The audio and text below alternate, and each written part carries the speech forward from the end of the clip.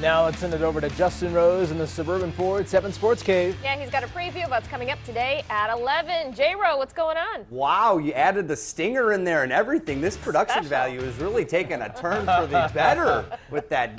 Good afternoon, or good morning, excuse me. Jake Chapman, Neal Ruhl, both here from Detroit Sports 105.1 to talk a little bit about a little bit of everything today. You got to start with the Tigers, guys. I mean, here we are a week removed from one of the, worst 10, 11 days in Tigers' recent memory, and now all of a sudden things are kind of on the up and up. Where are you guys at with this team, or is everyone again just still overblowing 42 games into the season? Well, it helps when you get to play the Minnesota Twins, doesn't it? True. I mean, everybody seems to get right against the Minnesota Twins, well, except for Cleveland. But everybody else seems to get right against the Minnesota Twins. So it's one of those things where if you want to stay in it, you got to beat the bad teams, which they have done. Now, obviously, we know about the losing streak and everything like that. There are some holes, no doubt about that. But we are at the quarter. Yeah, I think it's baseball. A week from today, we might be on Ausmus watch again. Right. It's what happens when you have 162 games. Obviously, coming into the season, Brett had a lot of pressure on him. And when you drop 5 games early in the season in a row, you're going to have to deal with those questions. But I think everybody knows if the lineup can just hit.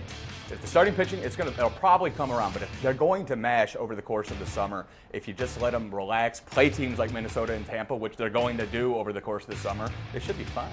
I look at this team, and it's been the same story kind of since the beginning of the year. You kind of knew what they had and what they didn't have, and that's what's concerning about it. do you guys have any concern that they are what they are? Like 7 innings, if they're winning, they're going to win the game. If they're losing, they're going to lose the game. They're 0-21 now.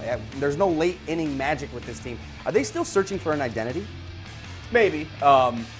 Probably. I think over the course of the summer, that sort of develops naturally. I think right now, it feels like they might have been feeling some pressure, especially when they were in Baltimore. Right. Come back home, you relax a little bit. I think the identity will sort of develop naturally, but you have to allow it to. We're going to discuss this in much more detail coming up at the top of the hour on the Suburban Ford 7 Sports Cave.